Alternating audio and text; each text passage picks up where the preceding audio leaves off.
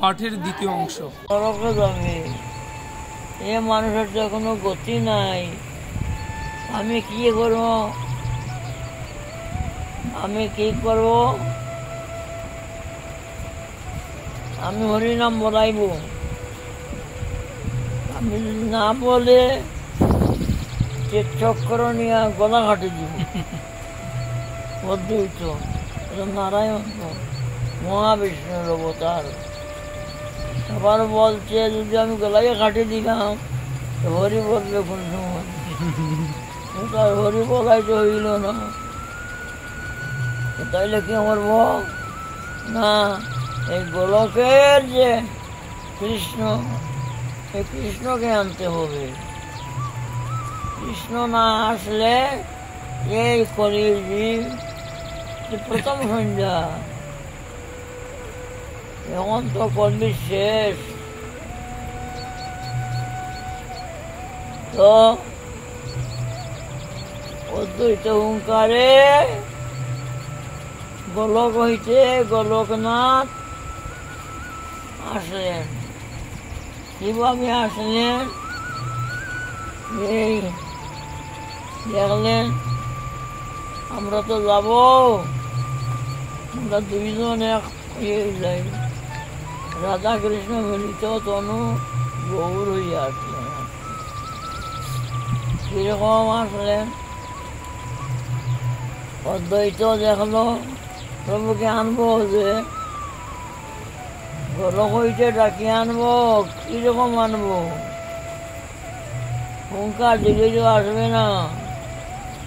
তখন গ্রন্থের মধ্যে পুরাণে পাইল তুলসী দল মাত্রেন জলস্য চুলু কেন বা বিকৃতেন সমাত্মান বক্তব্য বক্তবৎসর। একটা শ্লোক পাইল। কি শ্লোকের অর্থ? তুলসী দল মাত্রেন, এক পাতা তুলসী, চন্দন না, জলের মধ্যে মিশাইয়া জলস্য চুলু কেন তারা আমার চরণে দিবে, সমাত্মান বিকৃতেন আমি বিক্রয় হয়ে যাই, আমি বিক্রয় হয়ে যাই, আমাকে যারা এক কথা তুলসী দেয়। তখন অদ্বৈত প্রভু ভাবলেন এখন পাইলাম একটা উপায়। গোলকের প্রভুকে আনবার জন্য